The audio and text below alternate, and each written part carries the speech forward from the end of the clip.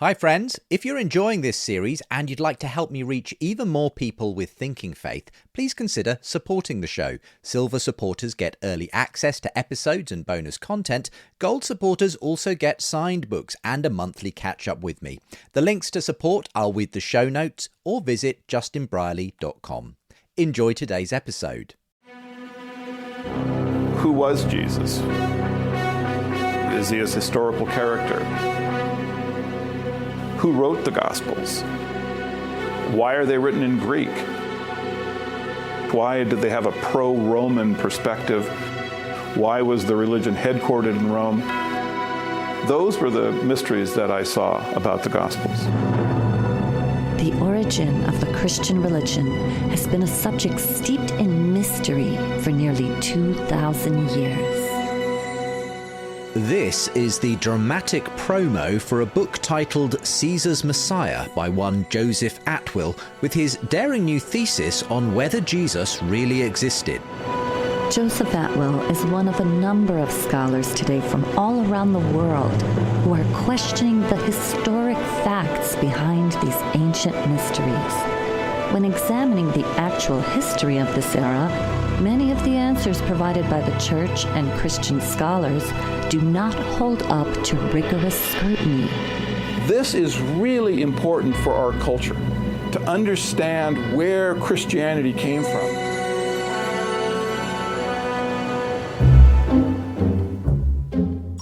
Despite the breathless intrigue of the advert, Atwill's book would probably have made little impact even when he put on a press conference in London in 2013, were it not for the influence of none other than Richard Dawkins, who tweeted out the claims of its PR campaign to his thousands of followers, including the book's thesis that everything we thought we knew about Jesus and the rise of Christianity is a gigantic hoax perpetrated by the Roman aristocracy.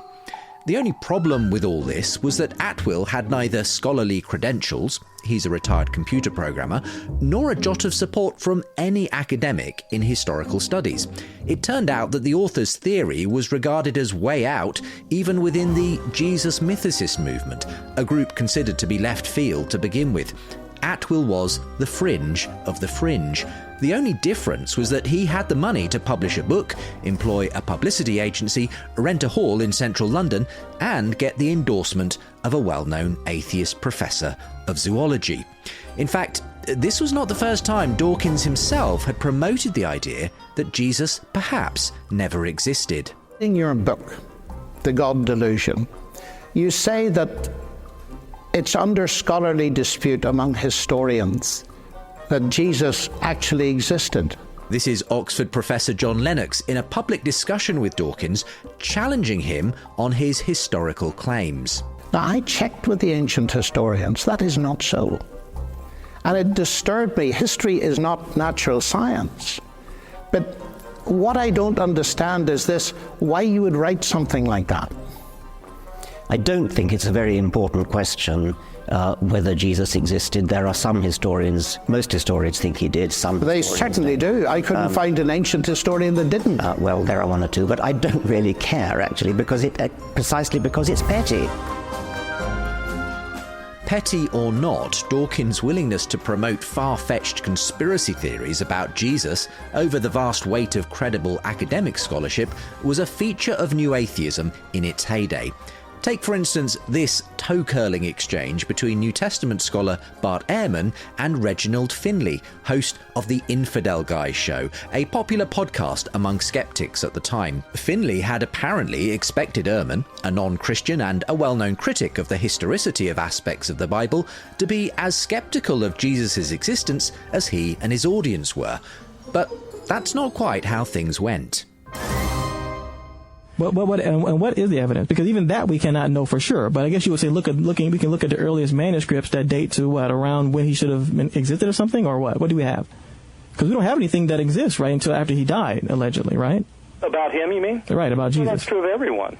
Well, not really. Aren't there some? I thought there were some. Well, I guess so, but I thought that there were some contemporary. That there are some writers who'd write about people as they existed, like with Julius Caesar, weren't there? But Julie, we don't have.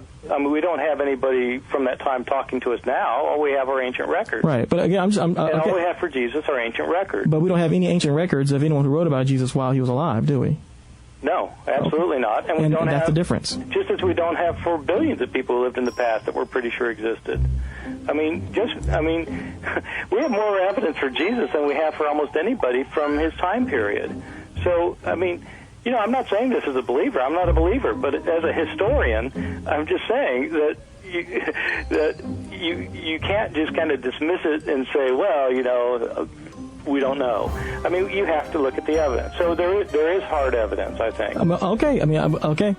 Ehrman went on to offer various evidences for Jesus' existence, including Paul's writings to Jesus' followers and his mention of Jesus' brother James. Because everybody that he's writing to knows who he's talking about, so he just makes the off-the-cuff comment.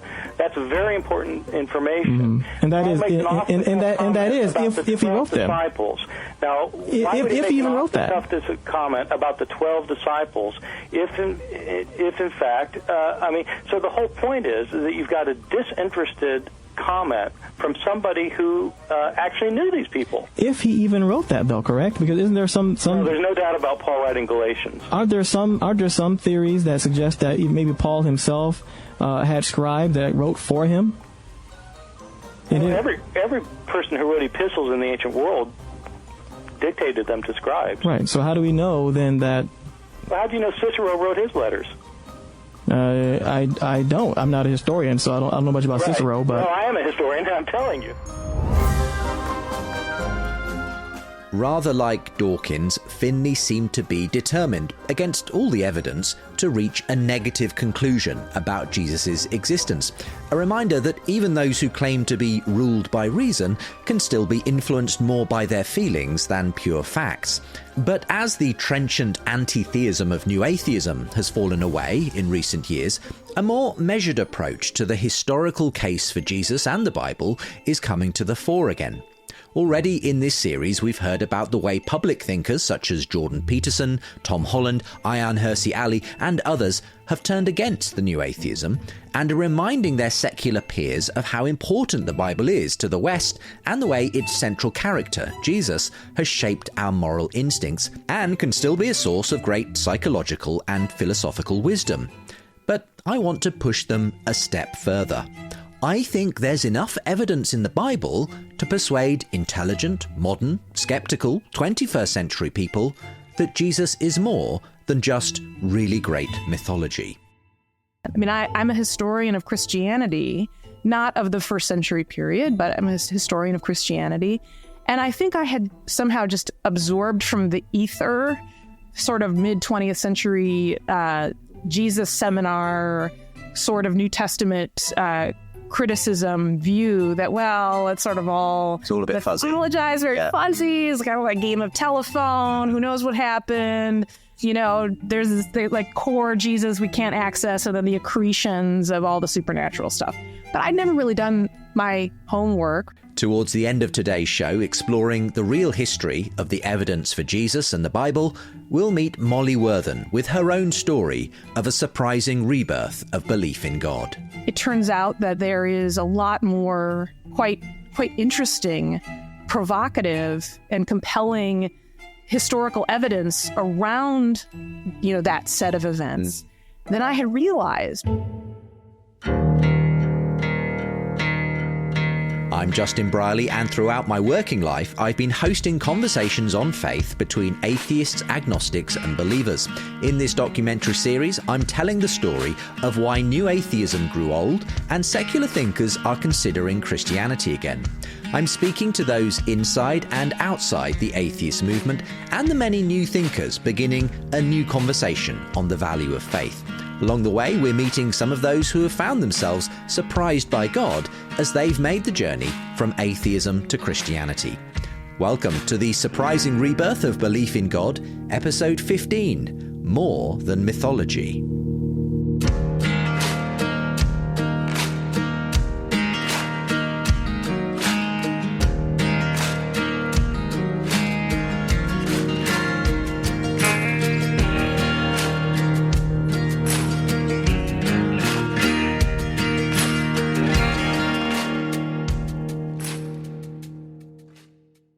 Well, just before we get into the rest of today's show, someone we've heard from quite a bit on the podcast is author and speaker Glenn Scrivener. Hello, Glenn. Hey, Justin. Always great to be here. Well, for a while now, you've been happily pointing people to your online course 321. Where did that come from? It's a passion of mine to help people get to grips with Christian faith and to do it in a way that's attractive and imaginative and deep and that assumes no prior knowledge. So 321 is my way of showing life according to Jesus. We want it to be like a mere Christianity for a digital age. Okay, so that sounds like it's maybe more for those who are not Christians? Well, yeah, many people have done it who are not Christians, and they've found faith for the first time. We're thrilled about that. But like with Mere Christianity by C.S. Lewis, Christians love that book too. And the first audience we have in mind for 321 is actually a Christian who wants to be refreshed in their faith and to have something to pass on to their Christian curious friends and family. Okay, so Christian or not, this basically gets people to the heart of the faith. Right, and nearly 10,000 people have joined the online platform. It's free. You watch these video-led sessions and you think through the stunning animations, you engage with the chat community, you get a ton of extra content thrown in, and now you have on your phone a Mere Christianity that you can share with others. So the phrase we're using is, you can share this without shame, without cost, and without delay. Well, we've been really enjoying promoting 321, and listeners to this podcast can get into it instantly by going to 321course.com/JB. That's 321course.com/JB. Thanks, Glenn. Thank you, Justin. Keep up the good work.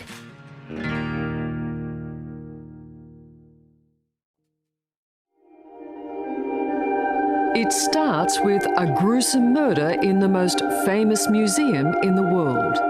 From there, an epic tale unfolds. Secret societies are exposed, religion is rewritten, and our very notion of Jesus is questioned. It's an historical whodunit that's captivated the world and caused much debate over just what is fact and what is fiction. I began as a skeptic. As I started researching Da Vinci Code, I really thought I would disprove a lot of this theory about Mary Magdalene and holy blood and all of that. I became a believer. That was the opening of a 60 Minutes Australia documentary from 2005, tracing the blockbuster success of Dan Brown's Da Vinci Code, a novel which sold over 22 million copies by mixing historical facts with fiction, arguably birthing the genre of faction, and leaving many readers convinced of its claims about Jesus. The Da Vinci Code came out, I had no idea it was going to be so controversial. This is Dan Brown, appearing at the time on the BBC's Hard Talk show. For those who haven't read it, and there aren't many in the world, but let's just remind them, you posited, it was an extremely complex story, but at the heart of it was the notion that there was and is a conspiracy at the heart of Christianity to hide the true story of Jesus Christ. That he was a mortal prophet, not literally the Son of God. Sure, a hypothetical. And you tell me that you didn't realize it was going to be controversial? Because it's a thriller, and my feeling is like if your faith is shaken to the core by a thriller, I think you need to look at your faith. And what happened with the book, the reason it was so controversial, I guess is the only word, is that for a lot of people, the story I told in that novel made more rational sense than the story they heard in Sunday school. And certainly for me, the story I told in the Da Vinci Code makes more logical sense to me than the story I learned in Sunday school. And that's what was so dangerous. If the book had sold 10 copies, nobody would have worried about it. Well, that's true. And far from selling 10, it sold hundreds of millions in the end and has been translated all around the world. But one of the problems that those defending the Christian story had with the book was that they felt you melded fact and fiction in a way that was completely unreasonable and led many readers to be deeply confused about where the lines between fact and fiction really were. That's precisely what I do. Whatever you think of Dan Brown's famous book, it was a good example of the way modern culture tends towards conspiracy theories, something that's only accelerated in the era of social media. We all love a conspiracy theory, don't we? Especially when it comes to Jesus. In fact, a 2016 survey reported that 22% of people in the UK think Jesus was a mythical figure, while 17% are unsure whether he was real or not. If accurate, this means that nearly 40% of people doubt the existence of Jesus, a staggering indication of how pervasive such skepticism has become. Atheist blogs, websites and conferences were the main engine for the rise of the so-called Jesus Mythicist movement. Despite the fact that no widely respected historian holds to the mythicist position, if you type "Did Jesus exist?" into a search engine, you'd be forgiven for thinking that the issue is a seriously contested one. Skeptical websites and articles abound, the vast majority of which are run by atheists. Historian Tim O'Neill is a non-believer who's had many run-ins with the mythicist community himself through his own website and popular blog, History for Atheists. Speaking here on the Reason to Doubt podcast, he explained how he's seen the movement grow since first encountering it in the 1980s. Back then, it wasn't a prominent thing at all. It was largely considered to be something that people had looked at back in the early 20th century.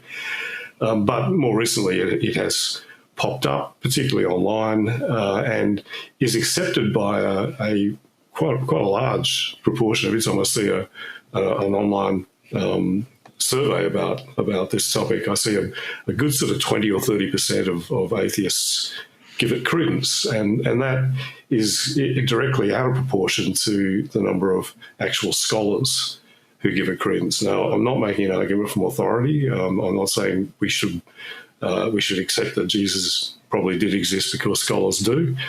But when you've got a very large number of scholars from all kinds of backgrounds, not just Christian, also Jewish and atheistic scholars who do accept it, then you probably should wonder, well, why do they not find Jesus Mythicism convincing, whereas people like David Fitzgerald, your previous guest, clearly do? I was going to say, one thing that I find fascinating too is I sort of lump atheist and skeptic into the same group in my mind, but I know that's not true. And I sort of just cringe whenever I hear atheists making some of these unfounded claims or spouting off some of this. It's almost like conspiracy stuff on the internet when it comes to mythicism. So I don't know if you have any similar experiences with that. What I certainly have found is that some of the people who find mythicism convincing are quite zealous about it. They have this almost evangelical zeal, and I suspect that has got something to do with the fact that many of them come from a fundamentalist Christian background, and they seem to have, this is not the case in all cases at all, but in many cases they seem to have kind of replaced one type of zealous belief with another, because they get very angry with me, and I've had people they send me hate mail, and I've had people abuse me and stuff, which is all very weird. Agnostic Bible scholar Bart Ehrman, whose toe-curling interview we heard earlier, rose to prominence in skeptical circles for books such as Misquoting Jesus, casting doubt on the reliability of the transmission of the New Testament documents. But after meeting Jesus mythicists time and time again among the new atheists who liked his work, he published a book that didn't go down so well with many of them. Did Jesus Exist? The Historical Argument for Jesus of Nazareth was a book that directly took aim at mythicists. In this interview for the Holy Kool-Aid podcast, he explains why, ironically, the arguments of these modern enemies of Christianity are undermined by the ancient enemies of Christianity when it comes to the mythicist movement. Not just the friends of Jesus, the enemies of Jesus. Nobody denied he existed. Everybody knew he existed. The question is he actually God or not? Is he the Son of God or not? It wasn't a question whether there was a man Jesus. Everybody knew there was a man Jesus. That's why it's this modern invention. I mean, it came about during the Enlightenment in the 18th century by people who hated Christianity and wanted to show the whole thing's based on a myth. They had an agenda. And it wasn't history. It was just, you just want to show these people are idiots because they worship a myth and they think he's a history. It's like, well, you're just making stuff up here. Historians shouldn't do that. Yeah. So no, I mean, you just think of all the enemies of Christianity in antiquity. Pliny hated Christianity. Tacitus hated Christianity. Lucian Samosata hated Christianity. Celsus hated Christianity. I mean, you just go through the whole list. You have these big books written about Jesus by enemies of Jesus. Celsus, oh my God, we wish we had that book still. We have it only in quotations by the church father Origen. He's this guy, Celsus, who's this pagan intellectual who writes an attack on Christianity and goes after Jesus ruthlessly. But it's never that he didn't exist. It's that he didn't really do his miracles, or that in fact he was just this lower class peasant. He was crucified. Nobody should believe him. I mean, he makes fun of Jesus, but none of the enemies of Jesus make claims, oh yeah, actually he never existed. It's a modern invention. I sat down with Australian New Testament scholar John Dickson, host of the Undeceptions podcast, to find out why he thinks the mythicist view has been so pervasive. Yet we live in a culture which is highly skeptical very often. You don't have to search far to find quote-unquote Jesus Mythicism, the idea even that Jesus never existed. Why do you think that's so common in our culture today? I think there's a general cynicism and skepticism directed toward religion, and it's manifested itself in a kind of absolute denial of Jesus' historicity. So it seems to me no accident that mythicism has come to the fore in precisely the time, the new atheism, so-called, rose to prominence. And it was, someone like Dawkins said things like, Jesus said, or whoever wrote his script if he didn't live. He also said a reasonable historical case can be made that Jesus never lived at all. Not that he's claiming that Jesus never lived, but a reasonable historical case. And so people sort of felt buoyed by that. Michel Onfray from France, swashbuckling French atheism, said the whole thing is fabrications.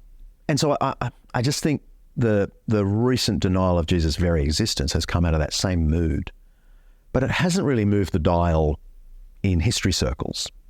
I mean, the latest edition of the Oxford Classical Dictionary still has an entry on Jesus that doesn't even countenance the possibility that he didn't live. It's not like, if you go to Apollonius of Tyana, the Oxford Classical Dictionary raises a big question mark over everything, But with Jesus, absolutely he lived. There just can't be any doubt in ancient history circles.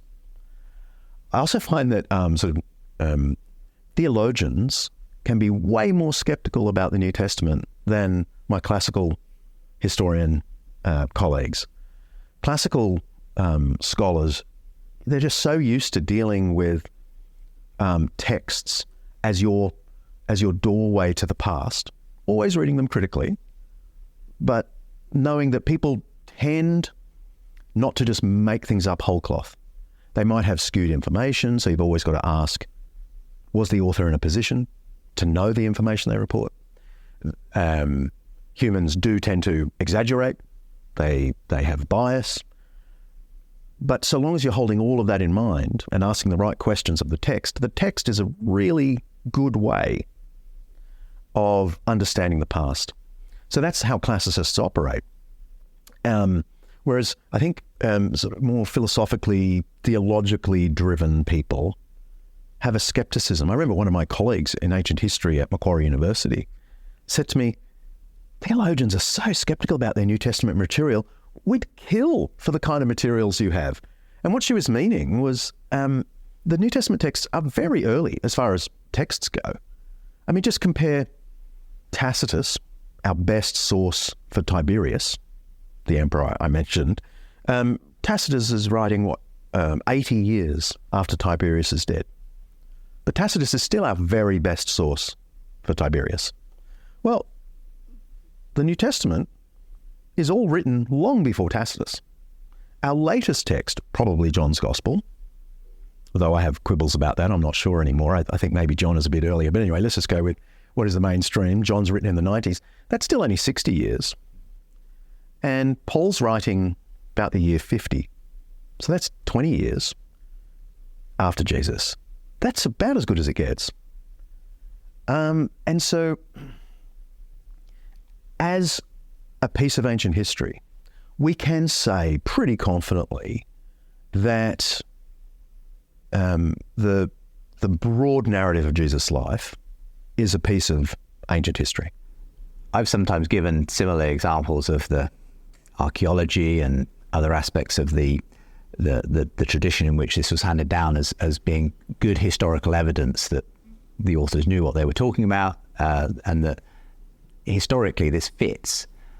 Something sometimes people come back with is, yes, but Sir Arthur Conan Doyle set Sherlock Holmes in a historical London. Couldn't it have been the same for the gospel writers? And especially they'll point out the fact that there are miracles recorded, not least the resurrection of Jesus himself. And that alone for them discounts this as being able to be taken seriously. So what do you do about the fact that these seem to have a historical pedigree, but have what for many people will be this aspect of them that just discounts them as being historically credible? We know what a first century or an ancient novel looked like. There is such a thing. Calero's a great example. And the Gospels look nothing like it. So in terms of genre studies, no one thinks the Gospels are fiction in that sense. They look more like ancient biographies, and biographies generally were of real people. So I don't think that really works. The other thing is the multiple lines of evidence. So it isn't just that we have one novel of Sherlock Holmes, it's that we have multiple different people talking in broad terms about the same figure. So Paul's letters are a separate tradition from the Gospel of Mark, are a separate tradition from the shared source of Matthew and Luke that scholars call Q, are a separate tradition from the Epistle of James. None of these texts have been copied from one another, and they all are basically reporting the same thing as events in time and space. On those grounds alone, it's impossible to think of this as a shared piece of fiction or as a novel. And of course, there are non-Christian references, passing references, not of great value, but nonetheless real references. Two in Josephus and one in Tacitus, one in Pliny, that just overall, when you just look at the multiple lines of evidence, leave the impression this was a real story. While public and online perception has been swinging towards the idea that Jesus was a legendary or mythical figure, the reality is that in recent years the academic consensus has been swinging in the opposite direction.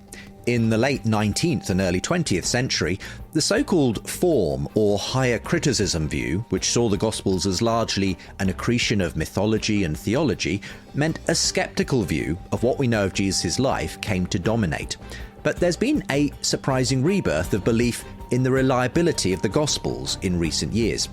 In this interview with John Anderson, Christian thinker William Lane Craig explains what has changed. Well, here again, John, interestingly enough, a similar revolution to the one I described in philosophy and in physics has taken place in New Testament studies.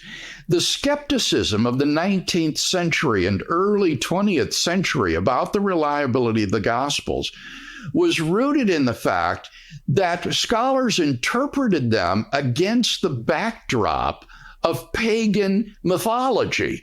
And so they thought of these narratives as overlain with layers of myth and legend.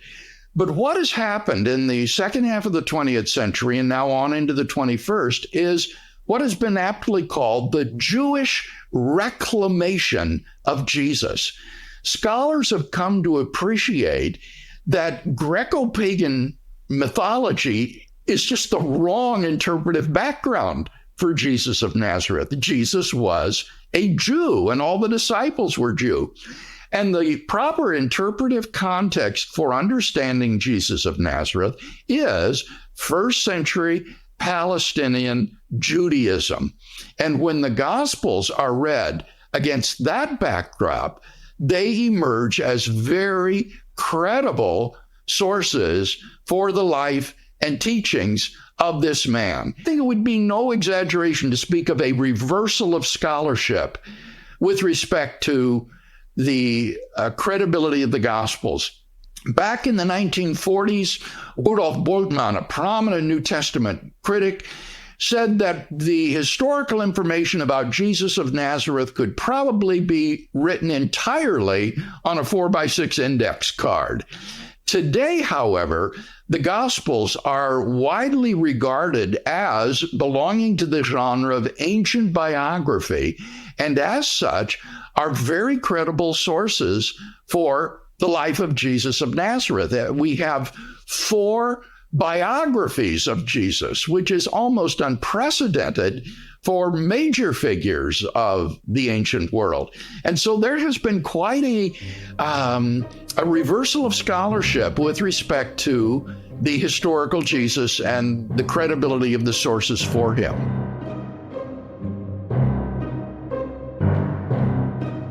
One of the key contemporary New Testament scholars rediscovering the uniquely Jewish world of Jesus and his contemporaries is Professor N.T. Wright, author of many academic and popular level books on early Christianity.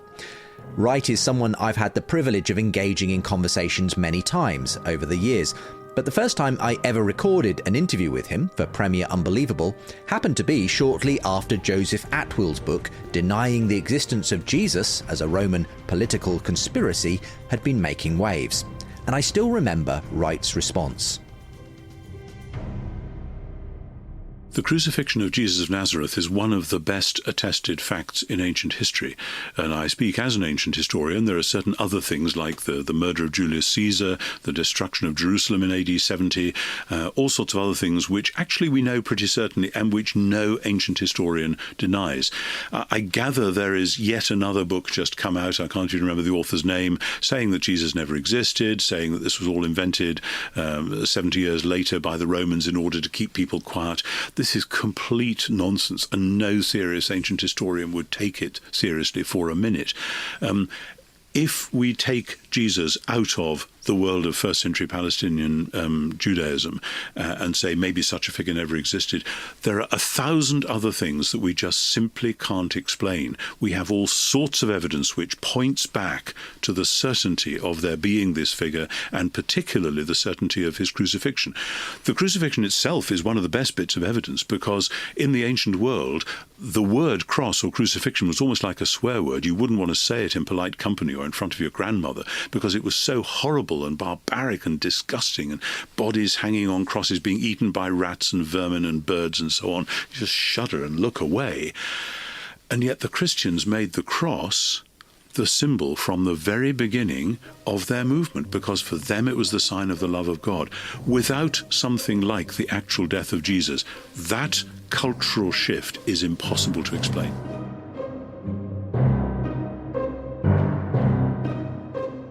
More recently, I was able to sit down with N.T. Wright, or Tom as he's more informally known, to ask about how he has seen his field of scholarship change over the years.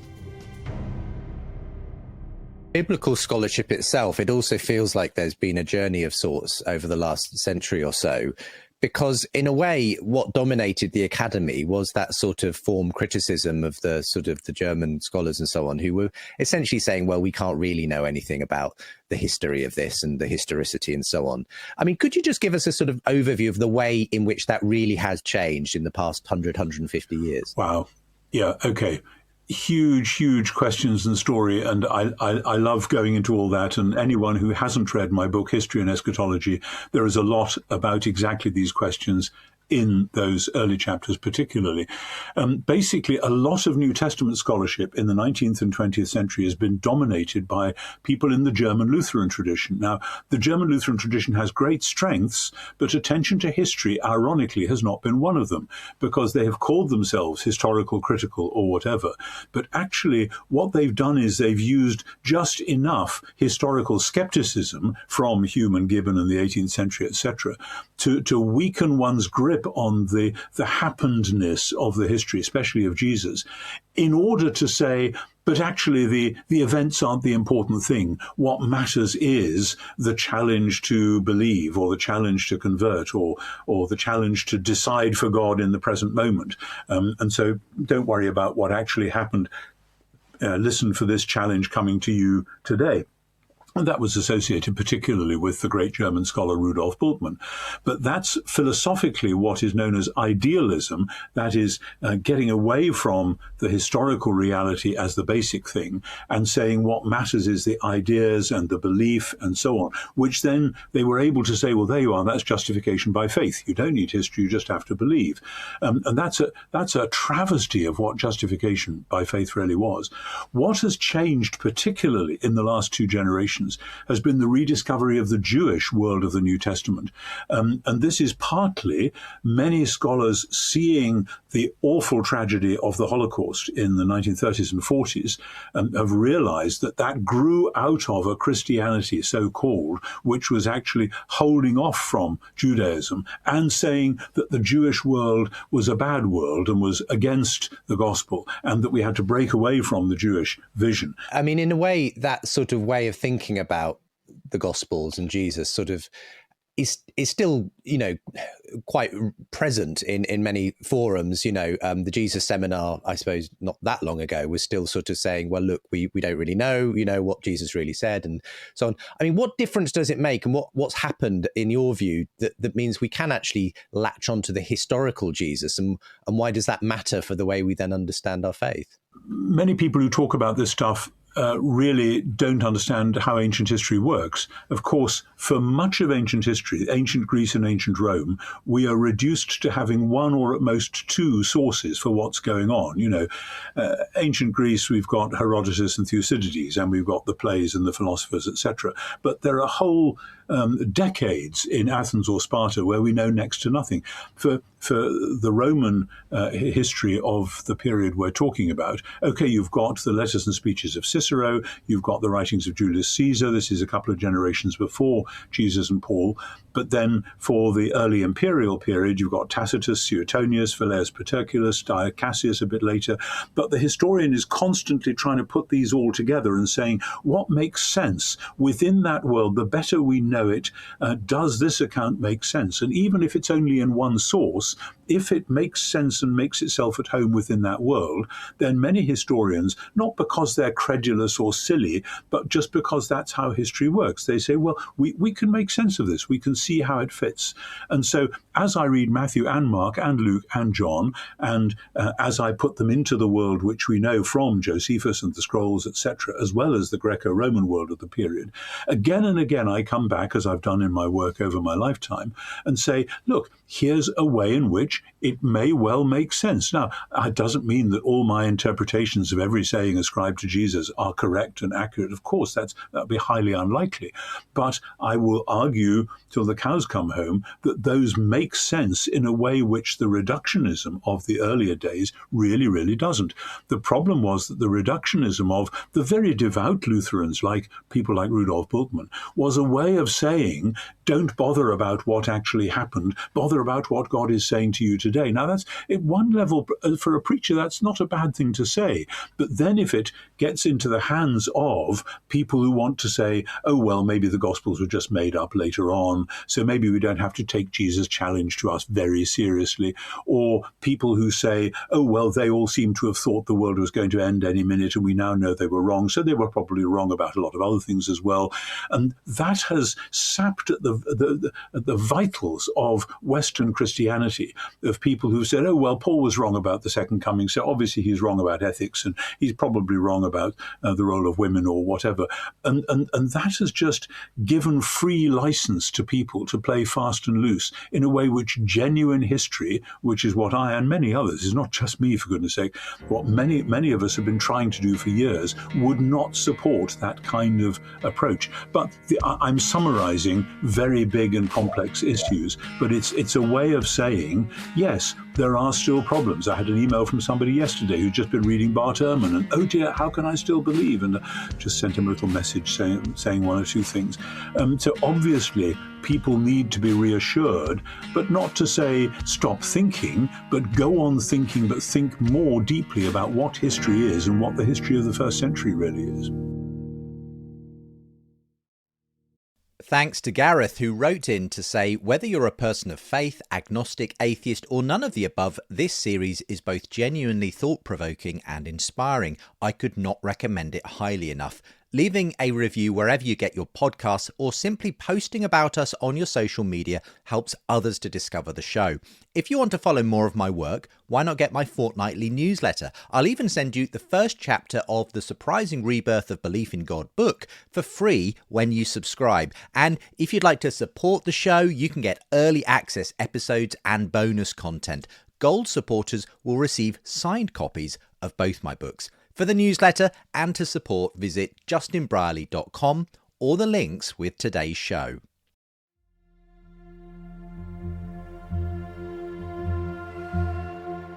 Well, a sewage worker gets sent out to fix a broken line, but he ends up unearthing something with spiritual and historical significance. In the process of digging up that line, he hit something besides a pipe. It turns out he stumbled upon an ancient pool under the streets of East Jerusalem. Archaeologists believe it's the pool of Siloam, where, or according to the Gospel of John, Jesus healed a blind man. This is CNN reporting on an exciting discovery in Jerusalem in 2004. No one was more excited than archaeologist Eli Shukran, who was there when the steps to the ancient pool were actually unearthed. He joins me now live from Jerusalem. Eli, tell me what it felt like and what was going through your mind when you saw the steps. It was exciting. 2,000 years, no one knows exactly where is the pool. And now you found it, you touch the stone, you touch the pottery, you touch the coin, and it gives you a great feel. Prior to 2004, skeptics assumed the Pool of Siloam probably didn't exist. However, after construction work revealed the grand pool and archaeologists discovered coins in the plaster of the pool dating to the years before and after Jesus, it made exact sense of the story of Jesus healing the blind man in chapter 9 of John's Gospel. And the Pool of Siloam isn't the only location associated with Jesus' healing ministry that has been unearthed. In the 1880s, a pool was discovered which further work in the 1960s confirmed was the Pool of Bethesda, also mentioned in John's Gospel. This is archaeologist Titus Kennedy speaking on the Think Biblically podcast about its 5 porticos or stoas mentioned by John. He talks about these 5 stoas. And that stumped a lot of scholars in terms of what was the shape of this pool. Like, why is it described with 5 stoas? Is it 5-sided? But when this area was excavated, they found that the 5th stoa ran through the middle, essentially dividing the pool into upper and lower sections. And so John was describing it very accurately. He just didn't go in and give us a shape, but he did tell us how many different stoas were there. So, that was a real location, and people had the memory preserved, so to speak. They knew that some miraculous healing had happened there. And when Hadrian came in the 2nd century, Emperor Hadrian, and he tried to essentially erase the historical memory of Christianity, or he tried to syncretize it with Roman deities, he had a temple to Asclepius built over the pool of Bethesda, and that's the Greek and Roman god of healing. And so he wanted people to associate the healing miracle with the work of Asclepius, not with Jesus. And I would say that's something that at least tells us the story was swirling around and people knew about the story of Jesus healing this man at Bethesda. That excitement that archaeologists like Eli Shukran and Titus Kennedy experience in being able to touch and see the places where Jesus walked and talked has been repeated in locations across Israel in an increasing number of finds that corroborate the New Testament accounts. These include recently excavated houses, settlements and synagogues that have overturned previous skepticism about the cultural and religious significance of the towns where Jesus carried out his ministry, such as Nazareth and Capernaum. The remains of crucifixion victims also confirm the nature of Jesus' execution as related in the Gospels. Archaeology, however, is only one of several exciting areas where new discoveries and research are shedding fresh light on the historicity of the New Testament. So let's start with the actual written record that tell us about the life of Jesus and the people, places and activities he engaged in. The four Gospels of Matthew, Mark, Luke and John, each giving its own biographical account of the life, teaching, death and resurrection of Jesus. Can we trust them? Well, in this area, scholarship has had an embarrassment of riches for some time. It's well known that there are a number of extra-biblical sources that reference Jesus and the early Christian movement, written by ancient historians like Josephus, Tacitus, and Pliny the Younger. But our main sources of information about Jesus are, of course, the four Gospels themselves, and those documents are among the most reliable we have from that era. A rule of thumb when gauging historical authenticity is that the closer to the events the original texts were written down, the more reason we have to believe they're reliable. In addition, the earlier the extant copies of those texts are, and the more copies we have of them, the greater the likelihood we can reconstruct an accurate version of those first accounts. Naturally, most texts from the ancient world written on papyrus have crumbled to dust over the millennia, yet early fragments of documents still turn up even today. So how do the New Testament documents compare in these terms to other ancient documents?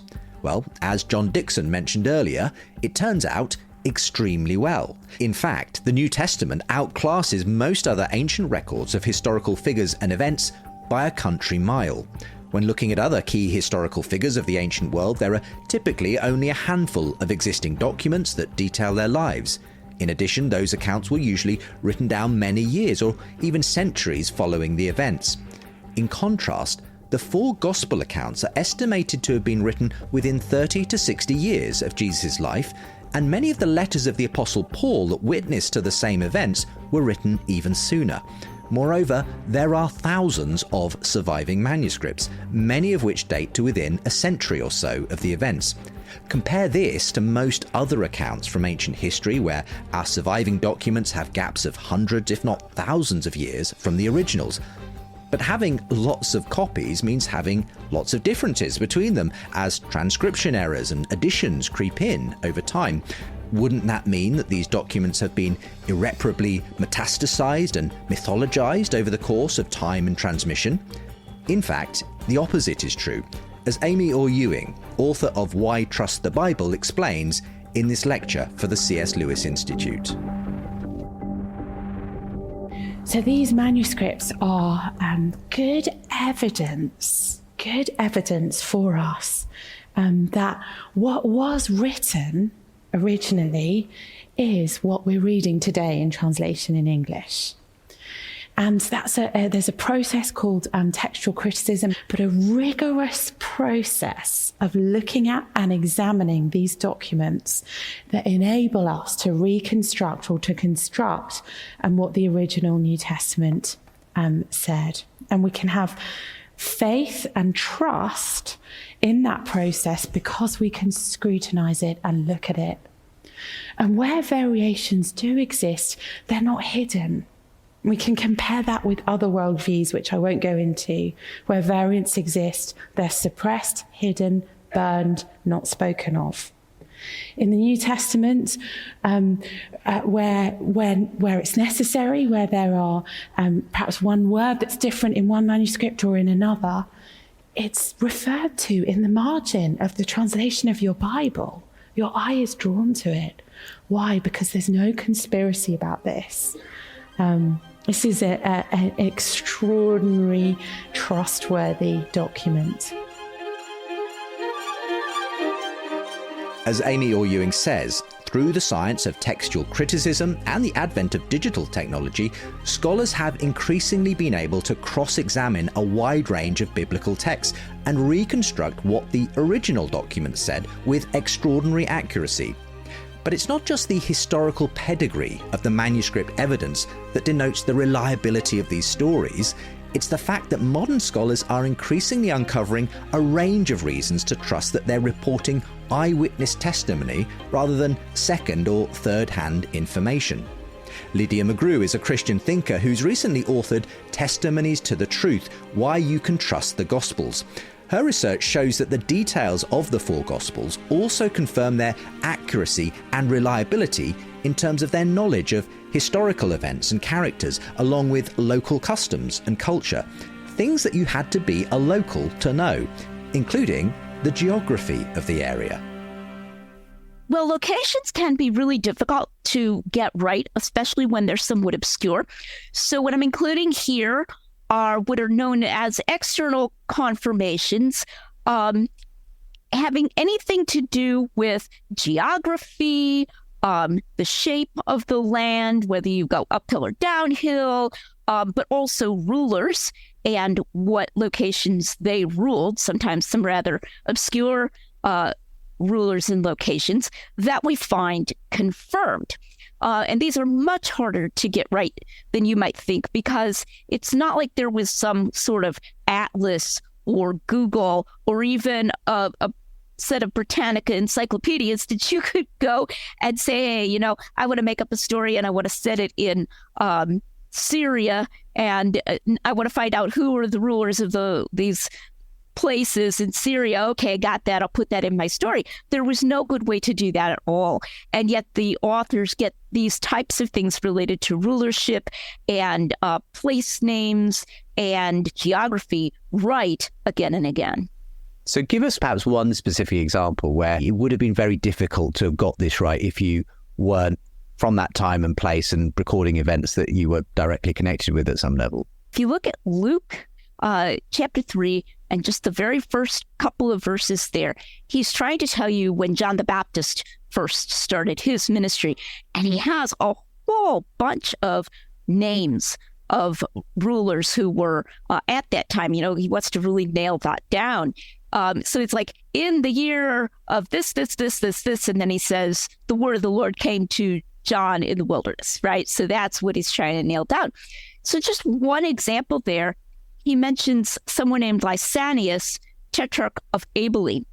And in Josephus, we find mention of a Lysanias who ruled in that location, but it can't be the one that Luke is talking about, because it was in the time of Antony and Cleopatra, which was, prior to the birth even of Jesus, right? So naturally enough, skeptics believed that this was a mistake on Luke's part.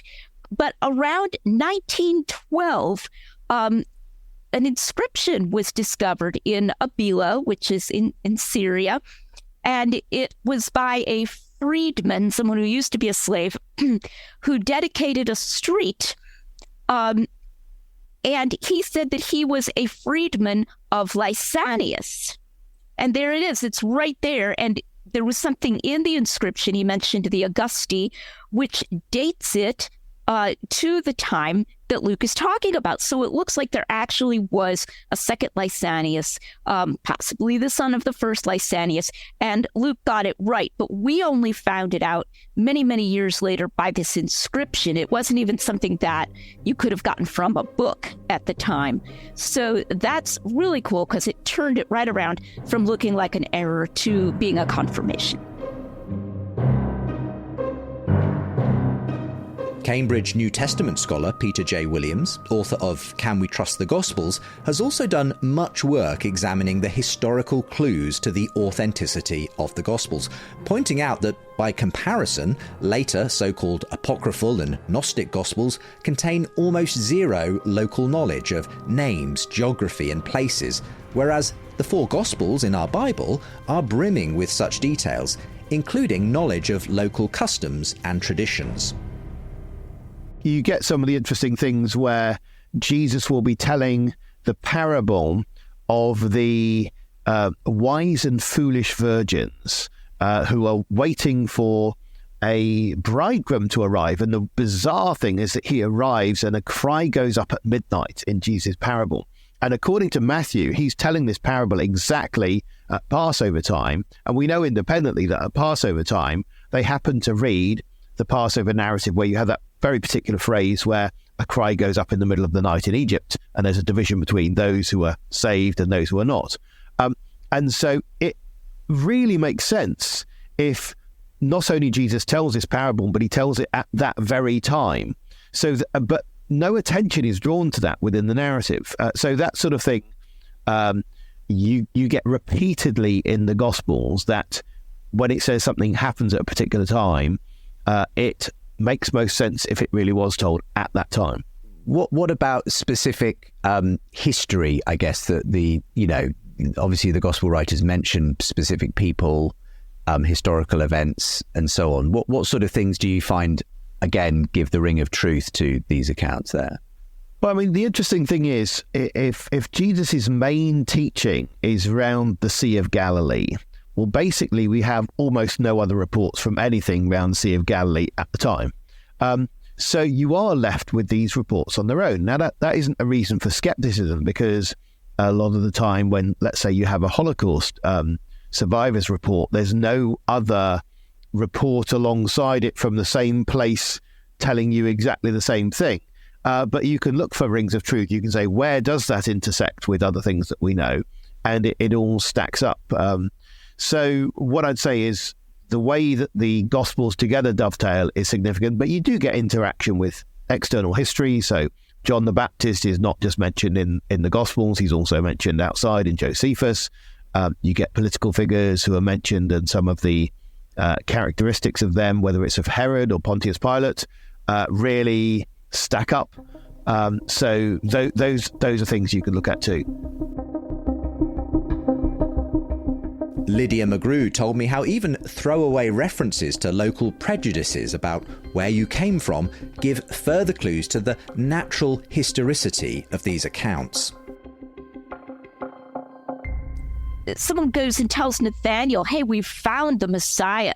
It's Jesus of Nazareth. And, Nathaniel says, can any good thing come out of Nazareth? It's just this reflexive, anti-Galilean bias. Or in the early chapters of Acts, when Peter and John are brought before the high priest, so they would consider themselves, the elite, and they can tell by their accent that they're Galileans, and so they're very surprised that they have so much self-confidence in theological matters and that they're speaking up and they're leading this new religious movement. So in these indirect ways in the Gospels and Acts, we find indications of this prejudice against the Galileans, which we also can then confirm from external sources. In a sense, the fact that exists in the Gospels, you can see that the writers are acknowledging these local things, these traditions, these customs and so on, gives us confidence again that they knew what they were talking about, that someone who was writing at a later time and date wouldn't have realized that this was the way Galileans were sort of seen locally and so on. Yes, absolutely. And it's also in there so naturally. This is something we really need to pick up on.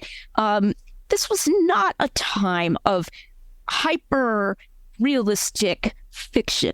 They had fiction, but it tended to be what we might call purple, very over the top. But these things, these customs, they come up in a natural way, woven into the story. There's no sense of the author sort of going and trying in a labored fashion to bring it in. Rather, as in that case of Nathaniel, okay? It's just, that's what this guy said when somebody told him that they had found the Messiah and he was from Nazareth. Totally believable, totally realistic, but arises naturally from the story. So the authors are not being self-conscious about it. They probably never in a million years occurred to them, hey, I got to go find some customs and stick them in my story to make them look historical. Rather, they just do look historical because they arise in such an organic way within the story. When it comes to whether the Gospels contain eyewitness testimony, New Testament historian Richard Baucham's book, Jesus and the Eyewitnesses, published in 2006, is generally regarded as a groundbreaking piece of scholarship. His research communicates how the Gospels are filled with evidence that the authors were reporting eyewitness accounts of the very first followers of Christ. For instance, a strong case can be made that the Gospel of Mark is based on the first-hand accounts of the Apostle Peter. Even the Gospel of John, often assumed to be a later, more theological account of Jesus' life, contains multiple clues to being the work of a direct disciple of Jesus. Borkham also examines the way names appear in the Gospel, as he explained in this conversation with Sean McDowell. Well, the interesting thing is, and this is something I don't think anyone had previously explained. There were some names like Pilate and Herod. I mean, these are famous public figures. I mean, it's not surprising that their names appear in the Gospels. And then there are major characters like the disciples of Jesus, Peter, Mary Magdalene. You would expect those people to be named quite often.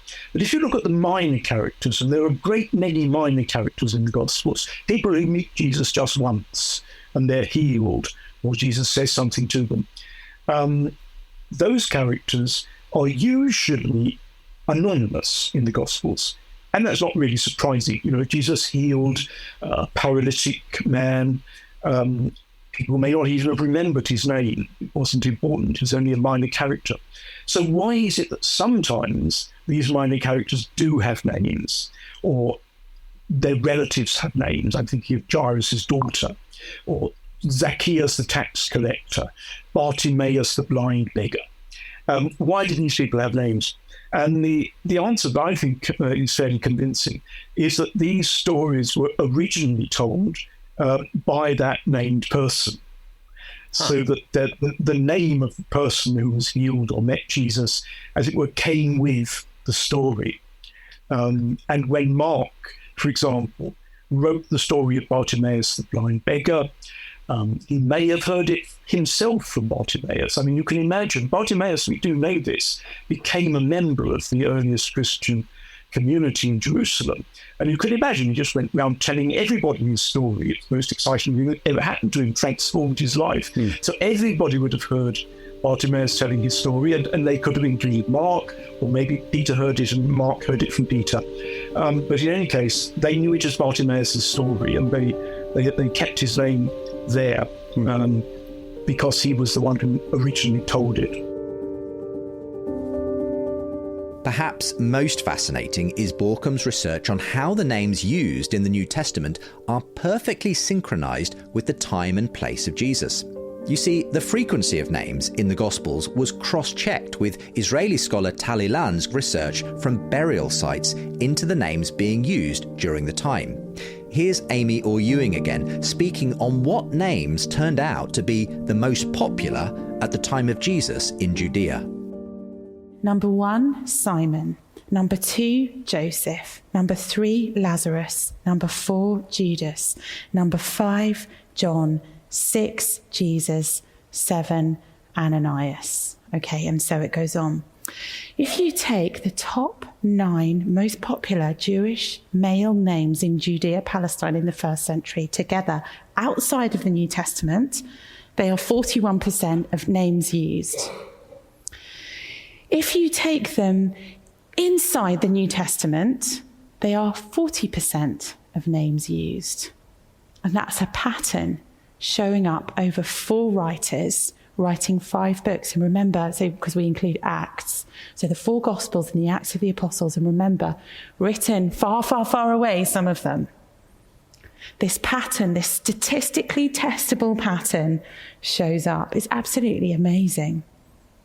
Now, in case you're not incredibly wowed by this, which I hope you are, if you rank the names that people were called in Jewish communities in first century Judea, Palestine, and compare it with another country not very far away where there is a large Jewish community, Greco-Roman Egypt, first century, just a few miles away, and you look at the names of what people were called then, you see a different pattern. The most common names in Jewish inscriptions of men in Greco-Roman Egypt in the first century are number 1, Eleazar, Lazarus, 2, Sabbateus, 3, Joseph, 4, Dositheus, 5, Pappus, 6, Ptolemaeus, 7, Samuel, and so it goes on. Names like Sabbateus, Dositheus, and Pappus are in the top 10 in Egypt, but they're not in the Gospels at all. Why not? Because the Gospels are not written about Jewish people living in first century Greco-Roman Egypt. They're written about Jewish people living in first century Judea.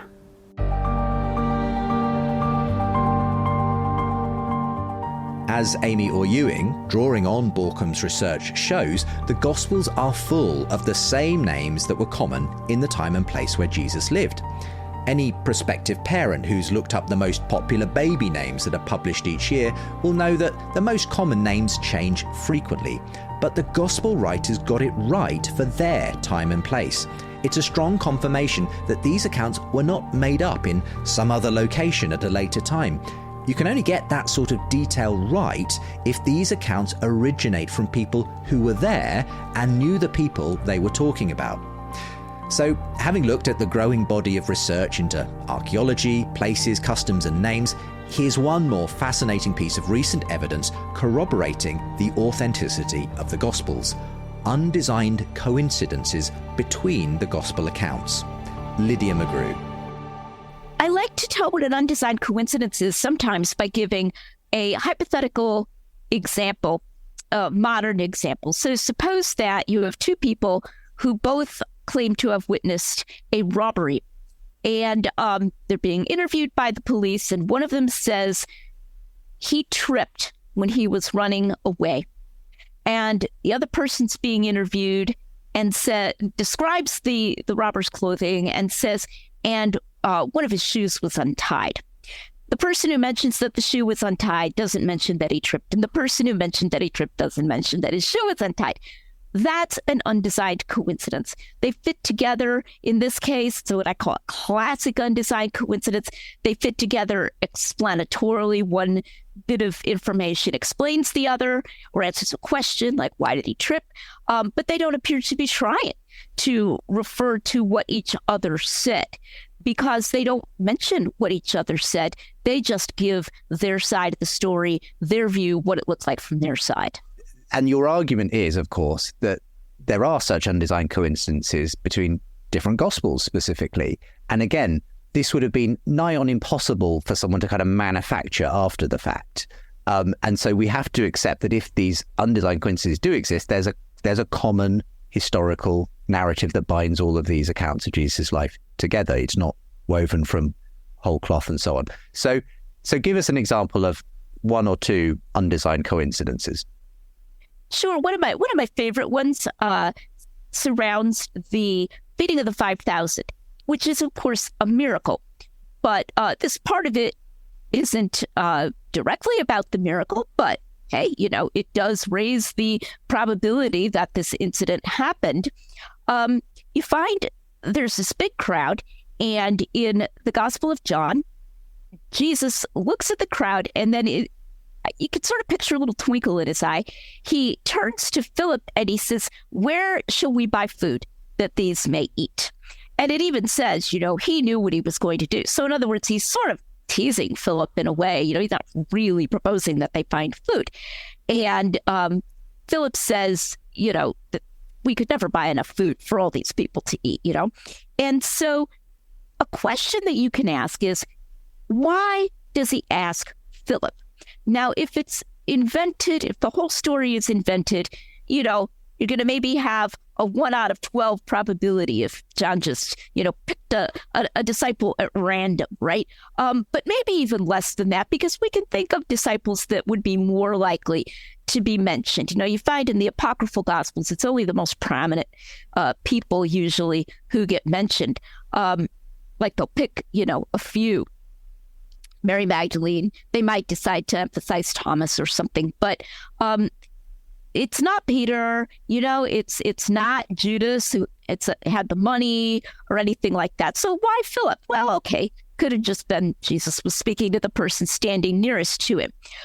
But there's actually a better explanation of that. But you have to put together another passage, totally different location in John, and then another passage from Luke. So when you go to a different location in John, it mentions that Philip was from the town of Bethsaida. doesn't say this apropos of the feeding of the 5,000, and John doesn't mention anything about where the feeding of the 5,000 occurred as far as, the specific town that they were nearest to. So what? Well, then you go over to Luke 9, and it mentions that they were in a deserted area, and it was near the town of Bethsaida.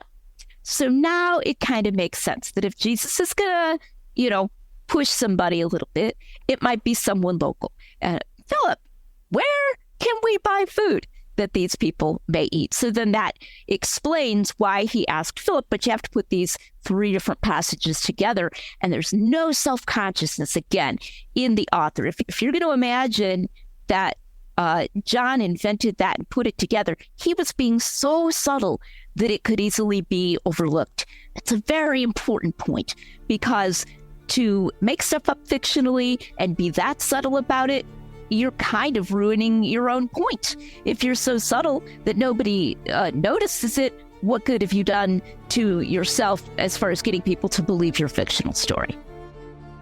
By itself, this single example is unlikely to convince a skeptic of the general trustworthiness of the Gospels.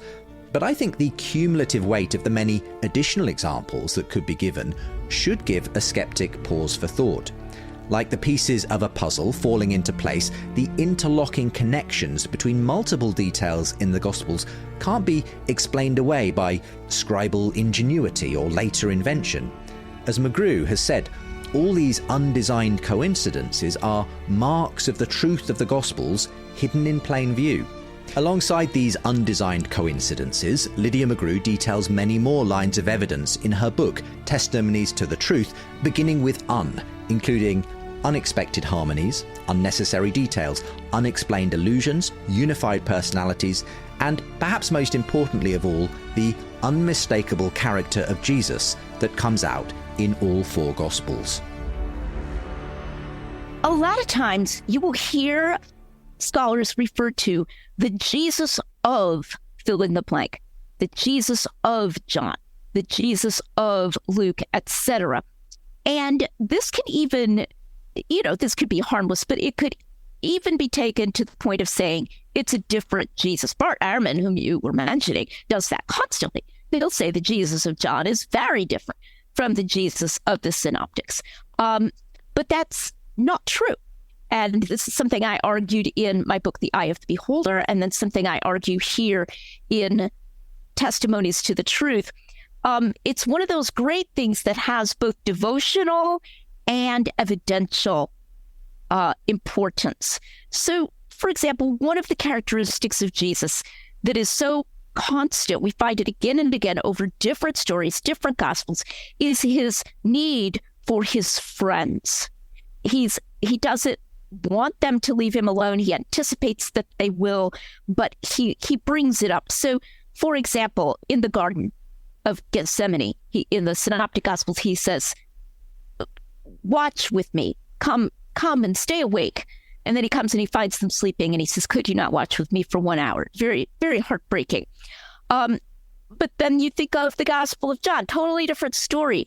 After he's given the bread of life discourse and he's offended people by saying, unless you eat my flesh and drink my blood, you cannot have eternal life.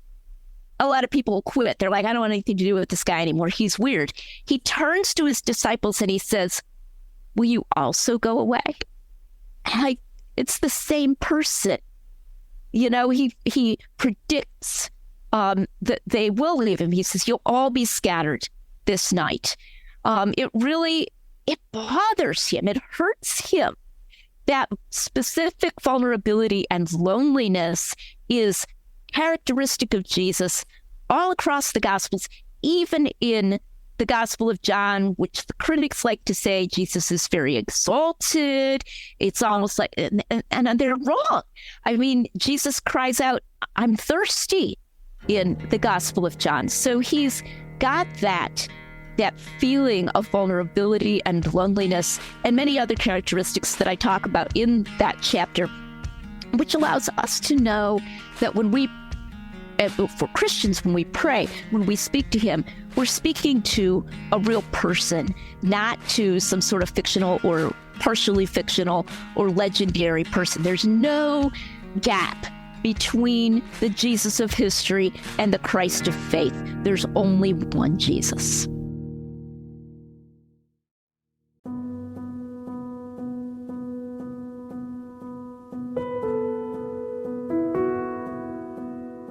Of course, becoming convinced that a real-life Jesus whose sayings and actions are faithfully recorded in ancient documents with a good historical pedigree isn't the same thing as saying he's the Son of God who performed miracles.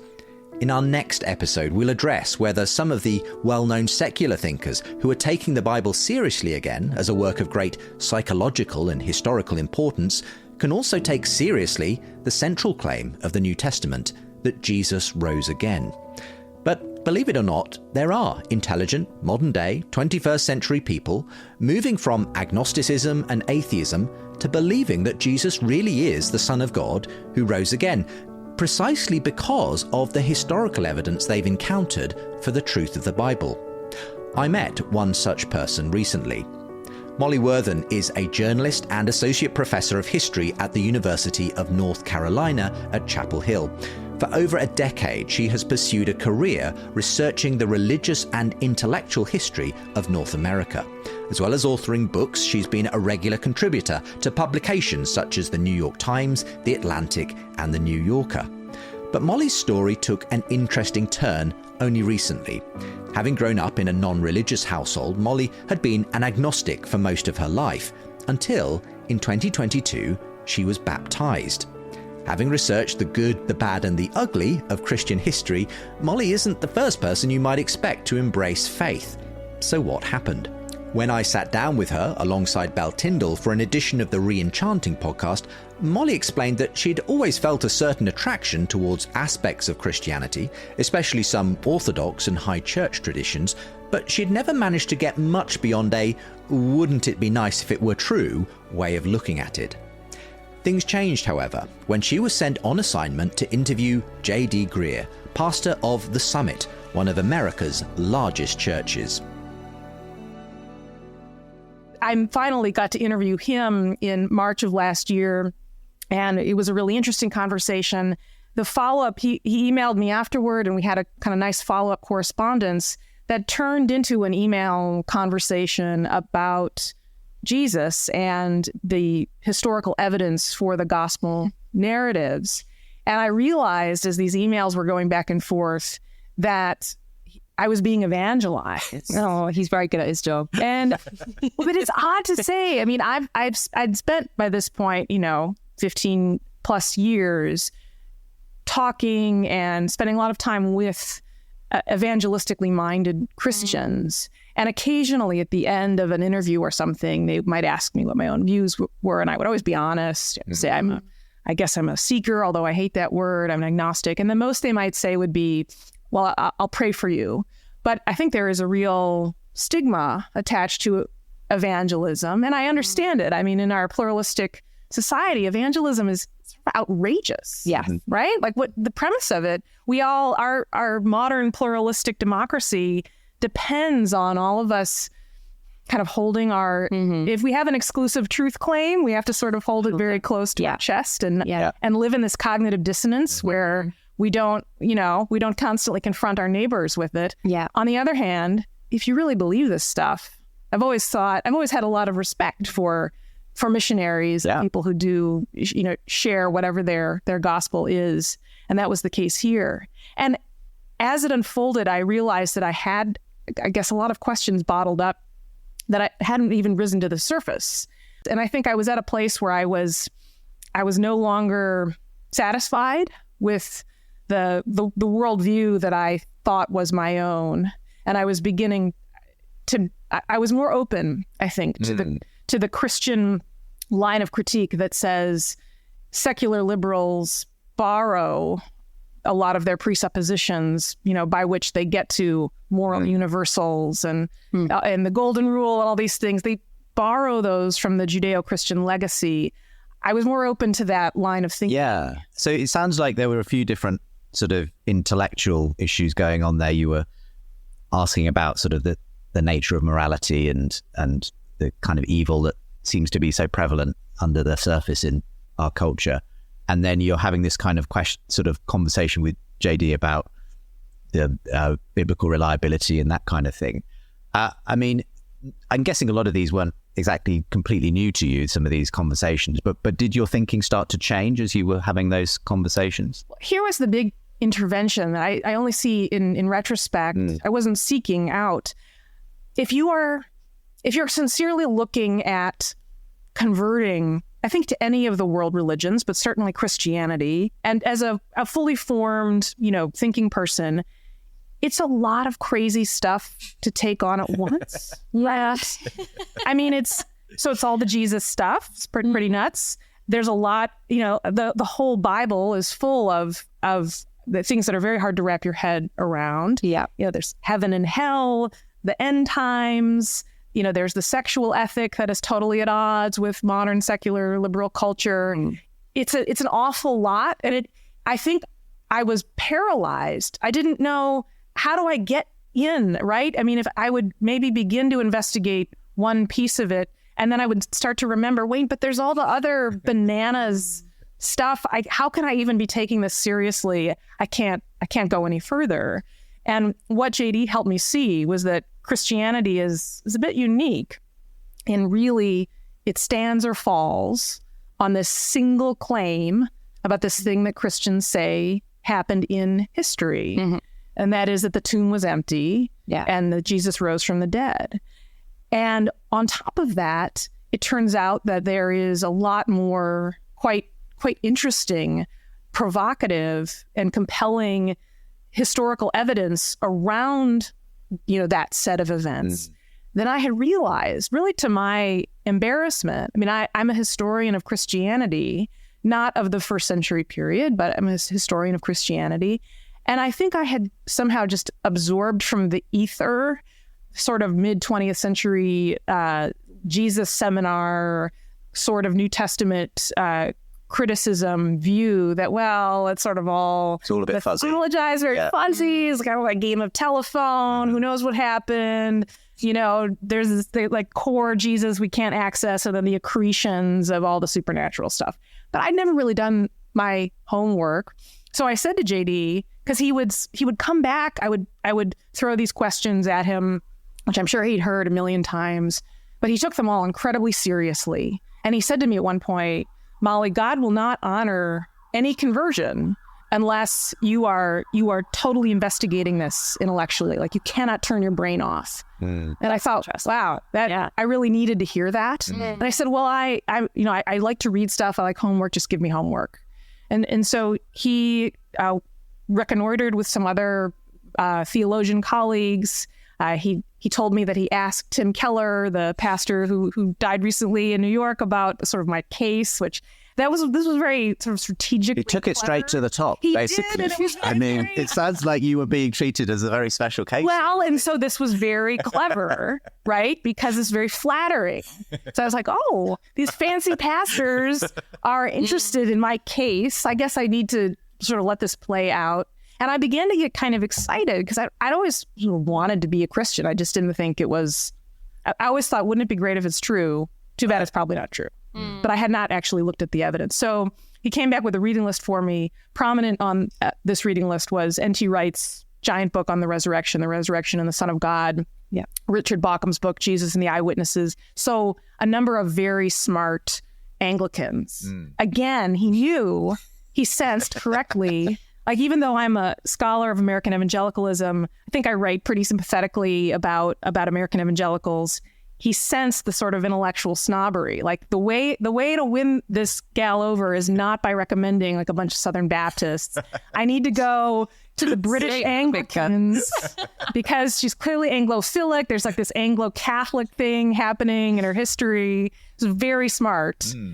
And I began reading these books alongside more popular apologetics. I read a lot of Tim Keller, and often I would get kind of lost in the weeds of Tom Wright's book, which I love. It was the crucial intervention for me, but it is an intense 800-page. I wouldn't call it a romp, right? Like, so there would be moments where I would say, well, wait, why am I sort of so far in the weeds? on first century Jewish attitudes toward this or that piece of the afterlife. And I would go back and read Tim Keller's chapter in his book, The Reason for God, his chapter on the resurrection, to sort of regain my perspective. This whole time I was having to take pretty intense notes and found myself keeping a journal, which I'm not inclined to do ordinarily, but I had to keep recording my reactions to what I was reading. N.T. Wright walks you through, first century Greek and Roman and Jewish views of the afterlife and resurrection, and builds the case that what the first Christians said happened to Jesus is not at all something that they had pre-existing historical or cultural categories for. Rising from the dead and appearing to disciples was not something that first century self-proclaimed messiahs were in the habit of doing. And while in isolation, either the empty tomb or the reports of his appearances would not be by themselves a persuasive case for the resurrection of Jesus, that in combination and in that very particular, finely grained cultural context, there is a compelling case to take it seriously. Because in a sense, you're being drawn towards something which is probably the last thing you probably expected to be the thing that might do it for you. And yet there you are. Is it possible, and maybe you're just not the kind of person, as you say, who's going to have that typical born-again experience, but was there a point at which some line got crossed where you said, no, I think I do have to surrender to this, even if I don't feel like I've got God on speed dial or anything like that? What was that sort of process? I was, over the course of last summer, continually praying, God, just show yourself to me. Like I need it doesn't have to be something dramatic. I just need a nudge. And I would take these concerns to JD, and he said, you have to just accept God makes people with different temperaments. And he explained to me that here he is a pastor and he doesn't have a rich history of, thunderous experiences with the Holy Spirit. And you just have to take what God gives you, essentially. I found that very frustrating. I would sort of listen to it and go away. And I was continuing to do both the reading on the resurrection and also reading on cosmology and the Big Bang. Francis Collins' book, The Language of God, was really significant for me. Francis Collins, too, as I learned about his autobiography, was one of the few models I had encountered of someone who converted as an adult. He became head of the NIH, the National Institutes of Health in the United States, and a very fancy genetic scientist. But he grew up in a secular family, converted in med school. And so there was a model or two like that. Although still, as I learned about those autobiographies, they seemed to have more of a robust emotional component than I had. But I just kept rereading my notes and thinking, well, I'm not 99.5% persuaded that the resurrection is the best explanation for the evidence we have. But I know I am well north of 51%. This is a late summer. It's a very historical scientific way of kind of assessing the probabilities there. Well, here's the other thing. I didn't want to convert out of cowardice. Sure. I was really... So the sermons that would make me the maddest would be the ones full of comfort. Right. Like, I remember JD lost his mother shortly before Easter 2022, and his Easter sermon was all about the comfort that Christianity offers you in the face of death, and how he'll see his mother again, and she's with Jesus and all of this, and I just made my skin crawl. Wow. I didn't want to convert for a bribe. I'm only interested in the bribe if it's attached to something true. So I needed the whole process to feel rigorous.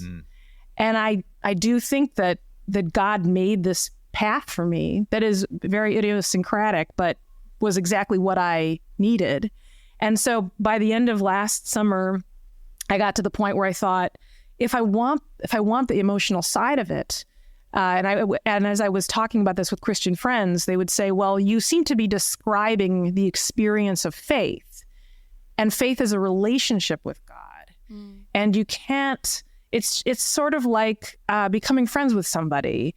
There's a certain amount of investigation and intelligence you can gather about a person before you really know them. You can Google them and have a first chat or whatever. But at a certain point, you can't know what they're like as a friend until you make yourself vulnerable and you trust them and you actually take the step of entering into that relationship. And so maybe to get the sort of the feeling part that I was so hungry for, this relationship with Jesus that evangelicals talk about, I had to actually take that step. And so, I took a lot of comfort in, what Paul says. If you believe with your heart that Jesus died for our sins and confess with your mouth that he rose, that God raised him from the dead, you will be saved. That's like the core.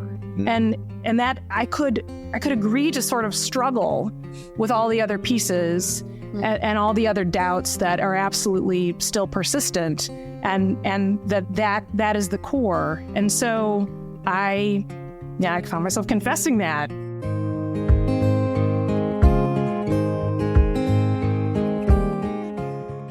Molly Worthen was surprised, not only to discover that there was a historically credible basis to the story of Jesus in the Bible, but also to find that despite her Anglo-Catholic leanings and suspicions of US evangelicalism, she found her spiritual home in a North Carolina megachurch where, in August 2022, she was baptized by J.D. Greer. You can hear her full story on the Re-Enchanting podcast. I believe we are seeing a generation beginning to ask the same kinds of questions that had troubled Molly. Can secular culture deliver on its promises? Those myths about God and Jesus that seem to have shaped us so much, wouldn't it be nice if they were really true? To her own amazement, Molly found it was true, as her questions and longings were met by a real-life person from history who stepped out of the pages of Scripture and into her world. And I'm led to think, if it can happen to Molly Worthen, maybe it can happen to anyone.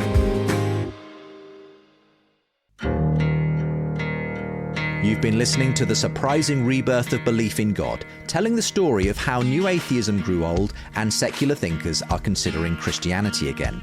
Material from The Unbelievable Show was used by permission of Premier. Visit premierunbelievable.com for full shows or today's show notes for links to all archive materials used in this episode.